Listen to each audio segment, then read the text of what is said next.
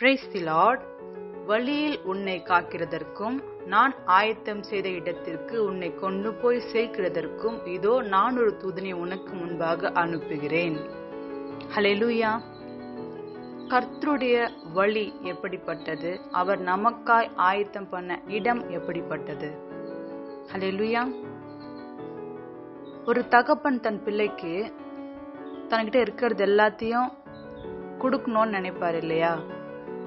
என்னுடைய பிள்ளைக்கு இது வேணும், இது கொடுத்தா நல்லா இருக்கும், இந்த என் பிள்ளைக்கு போட்டா நல்லா இருக்கும், இந்த ட்ரெஸ் போட்டா நல்லா இருக்கும், இந்த உணவு என் பிள்ளை எடுத்துட்டா உடம்புக்கு நல்லா ஆரோக்கியமா இருக்கும்.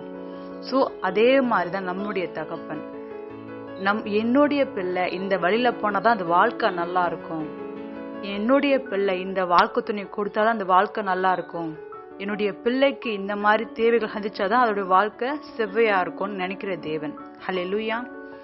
ஆண்டவர் நான் ஏற்றுக்கொண்ட புதுசுல நல்ல ஒரு மனசு ரொம்ப ரம்யமாவும் ரொம்ப ஒரு மகிழ்ச்சியாவும் இருந்தது.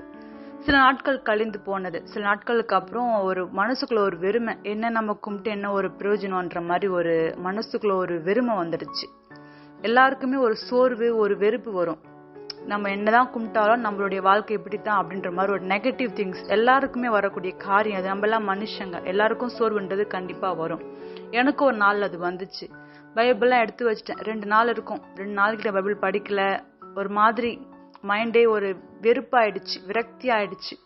அப்போ இந்த வசனத்தை கொண்டு தேவன்கிட்ட பேசினாரு.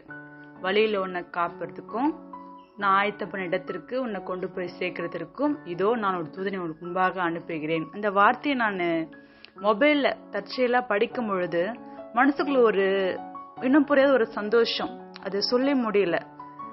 மாற்றம் அப்படியே உண்டாச்சு. நமக்குள்ள ஒரு என்னை அப்படியே ஒரு ஸ்ட்ரென்தன் பண்ண மாதிரி, நல்ல ஒரு ஊக்குவிச்ச மாதிரி ஒரு பலம், உடலுக்குள்ள ஒரு பலம் உண்டாகி மறுநாள் என்ன வேதத்தை படிச்சு ஆண்டவருக்குள்ள நல்ல ஒரு திடமானதாய் உறுதிப்படுத்தினார் தேவன். ஹல்லேலூயா.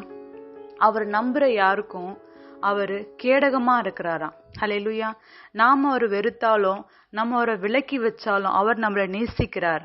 இயேசு உங்களை நேசிக்கிறார் சகோதரனே சகோதரி, உங்களை நேசிக்கிறார், உங்களை தான் நேசிக்கிறார். அவர் உண்மையுள்ள தேவன் அவர். ஹல்லேலூயா. என்னுடைய பிள்ளைகள் என்னுடைய வழிகளை வரணும், நல்வழி படக்கணும், செவ்வையா இருக்கணும், நல்லபடியா வாழ்க்கை வாழ நினைக்கிற தேவன் அவர். ஹல்லேலூயா. இந்த நாள் உங்களை வழிகளை ஒப்பு கொடுங்க. கண்ணீரோ துயரமோ, நான் சோர்ந்து போயிட்டாங்க, திம்பர கூட எனக்கு பலன் இல்லை, நான் வாழ்க்கையில ரொம்ப விரக்தி ஆயிட்டேன், இதுக்கப்புறம் முன்னேற்றத்துக்கான வழியே கிடையாதுன்னு நினைக்கிறீங்களா? தேவன் உங்களை பார்த்து சொல்றாரு, நான் உனக்கு முன்பாக ஒரு தூதனை முன்னாக அனுப்புவேன், வாழ்க்கை செவ்வையாக்கும் வழிகள் காக்கப்படும். ஹல்லேலூயா. என்னோட செஞ்சு ஜெபிக்கிறீங்களா?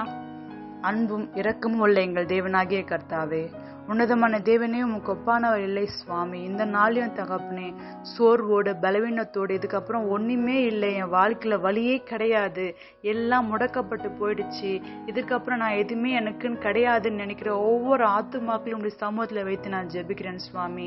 இயேசுவின் நாமத்தான் வழியை நீங்க வாய்க்க செய்யுங்க. நீர் ஆயத்த பண்ண இடத்திற்கு அவங்களை கொண்டு வந்து சேர்க்கும்படி தகப்பனே உம்முடைய சமூகத்துல நாங்கள் மன்றாடுகிறோம் ராஜா. உம்முடைய வழியில உறுதிப்படுத்துங்க, சோர்வை நீக்குங்க, பலவீன கட்டுகள் எல்லாம் முறித்து போடுங்க. புது பலனோட தகப்பனே, புது உற்சாகத்தோடு மகிழ்ச்சியோடு தகப்பனே உண்மை ஆராதிக்கும்படி ஒவ்வொரு ஆத்துமாக்களும் உடைய சமூகத்துல ஒப்பு கொடுத்து நான் ஜெபிக்கிறேன். உடைய தூய கரம் இன்றும் என்றும் நடத்துவதாக ராஜா உம்முடைய பிள்ளைகளை. இயேசு கிறிஸ்துவின் நாமத்தில் ஆமேன். God bless you.